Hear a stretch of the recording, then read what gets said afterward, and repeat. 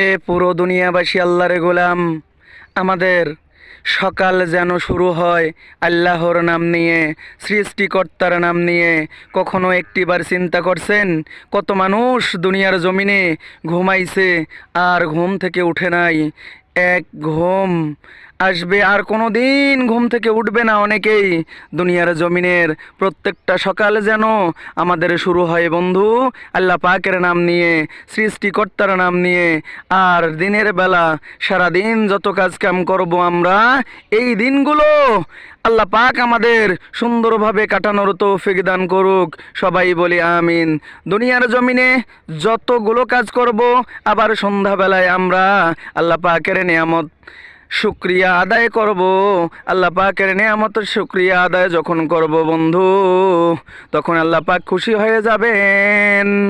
আমরা অনেকেই জানি বন্ধু, দুনিয়ার জমিনে কোনো মানুষের যদি আমরা প্রশংসা করি, কোনো মানুষের যদি প্রশংসা করি, ওই মানুষটা কিন্তু মনে মনে আরও আপনারে ভালোবাসে, আরও কিছু দেওয়ার জন্য প্রস্তুতি গ্রহণ করে।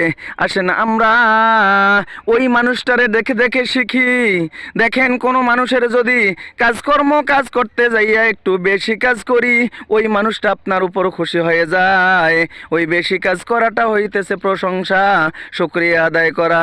ঠিক আল্লাহ পাক আমাদেরকে যত দুনিয়ার জমিনে নিয়ামত দিলেন, এই নিয়ামতের শুকরিয়া যদি আমরা বেশি বেশি আদায় করি, আমাদের দুনিয়ার জমিনের নিয়ামতগুলো কিন্তু অসংখ্য গুণ বেড়ে যাবে। আমরা যত বেশি আল্লাহ পাকের শুকরিয়া আদায় করব, তত বেশি আল্লাহ পাক আমাদের নিয়ামত বাড়িয়ে দিবে।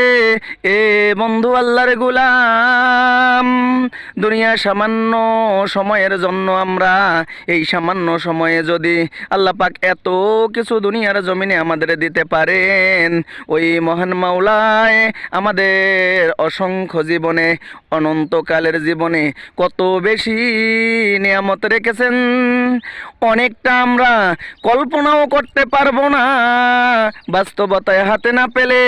আসেন আমরা আল্লাহ পাকের বেশি বেশি শুকরিয়া আদায় করব বন্ধু।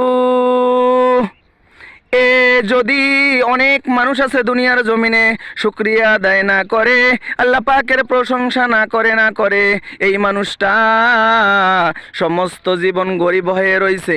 অনেকের দিকে তাকাই দেখেন আল্লাহ পাকের শুকরিয়া আদায় করে দোয়া আলমেই অনেক সুন্দর করে নিয়েছেন দুনিয়ার জমিন, সুন্দর হয়েছে তার অনন্তকালের জমিন, হাসরের ময়দান ক্লিয়ার হয়ে গিয়েছে তার। সকল বন্ধুদেরকে অনুরোধ করে গেলাম আল্লাহ পাকের বেশি বেশি শুকরিয়া করার জন্য। বন্ধু ভালো